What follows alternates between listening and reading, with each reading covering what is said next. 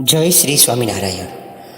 પાકિસ્તાનમાં કરાચીમાં જે શ્રી સ્વામિનારાયણ મંદિર છે તેનો ઇતિહાસ શું છે, તે મંદિર કોણે બાંધ્યું છે, આજે આપણે સાંભળીશું. એકવાર સદગુરુ ગુણાતીતાનંદ સ્વામી રાજકોટ પધાર્યા ત્યારે કડિયા માવજી ડોસા દર્શને આવ્યા. તે થાળીમાં 4 આનાના પૈડા ને 2 આનાના ગાંઠિયા લાવીને સ્વામી આગળ મેલ્યા ને દંડવત પ્રણામ કરી પગે લાગ્યા ને કહ્યું, સ્વામી, આટલું મારું અંગીકાર કરો.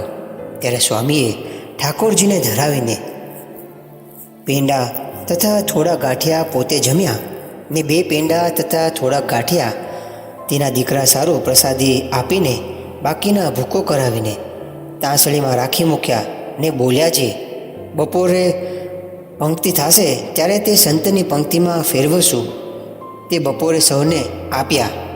પછી સર્વે સાધુઓ જમી રહ્યા ત્યારે સ્વામી કહે, કડિયા માવજીને વહેવારે સારું થાય તેમ સંકલ્પ કરો. ત્યારે સર્વે સંત બોલ્યા, છે હે સ્વામી, તમે તેના ઉપર દ્રષ્ટિ કરી ત્યારથી તેનો વ્યવહાર સુધરી જ ગયો ને, એમ સમજીએ છીએ અમે તો. પછી સ્વામી 2 દિવસ રોકાઈને જૂનાગઢ પધાર્યા અને કડિયા માવજી ડોસા પોતાના દીકરા મોટા થયા ત્યારે તેમને સાથે લઈને કરાંચી ગયા ને ત્યાં સાહેબને મળીને કારખાનું રાખ્યું. તેમાં પ્રથમ 4,000 રૂપિયાનો વધારો થયો, એટલે પ્રોફિટ થયું. અને પછી તો તે સાહેબને બહુ જ મળતા થઈ ગયા, એટલે એની સાથે ખૂબ હળીમળી ગયા. તેથી સાહેબનો પણ તેના ઉપર ઘણો રાજીપો થયો. પછી સાહેબે તેને કોન્ટ્રાક્ટ આપ્યો. તેનું જે બિઝનેસ કરતા હતા તેમાં તેને ભાગ આપ્યો. પણ માવજી કડિયા પાસે મજૂરોને ચૂકવવા માટે નાણાં નહોતા, પૈસા નહોતા. તેથી સાહેબે તેમને દર મહિને નાણાં આપે ને સામાન લેવા માટે પણ પૈસા આપે. એ પ્રમાણે 4 વર્ષ સુધી કામ ચાલ્યું ને તે કામ 48 લાખ રૂપિયાનું હતું. તેમાંથી માવજીને 12 લાખ રૂપિયાનો વધારો મળ્યો. તે સમયના 12 લાખ એટલે અત્યારે બહુ કહેવાય. એપ્રોક્સિમેટલી ગણીએ તો 70-80 કરોડ રૂપિયા થાય. ત્યારે પોતે જાણ્યું છે આ બધું સદગુરુ ગુણાતીતાનંદ સ્વામીનો પ્રતાપ છે.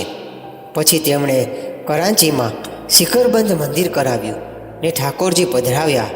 તેનો ખર્ચ પણ પોતે આપ્યો ને ત્યાંથી રાજકોટ આવીને તેમણે યજ્ઞ કરાવ્યો ને 2 દેશના આચાર્યને તેડાવ્યા.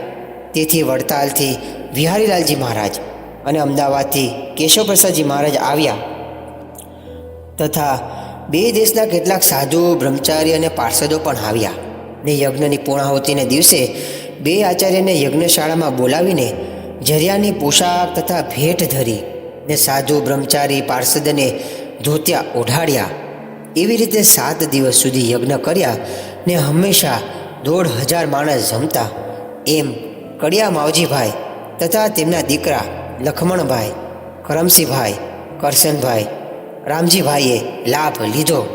એમ મોટા પુરુષ રાજી થાય તો રાંક હોય તે રાજા થાય છે. આવી રીતે આપણે આજે પાકિસ્તાનમાં જે શ્રી સ્વામિનારાયણ મંદિર છે તેના ફોટો દ્વારા દર્શન કર્યા અને તેનો ઇતિહાસ જાણ્યો કે કઈ રીતે તે મંદિરનું નિર્માણ થયું છે. ક્યારેક જો મોકો મળશે તો આપણે આ મંદિરનો વિડીયો પણ ઉતારીશું અને સર્વ હરિભક્તોને દર્શન કરાવીશું. ત્યાં સુધી આ ઇતિહાસને સર્વ હરિભક્તોને શેર કરજો. જય શ્રી સ્વામિનારાયણ.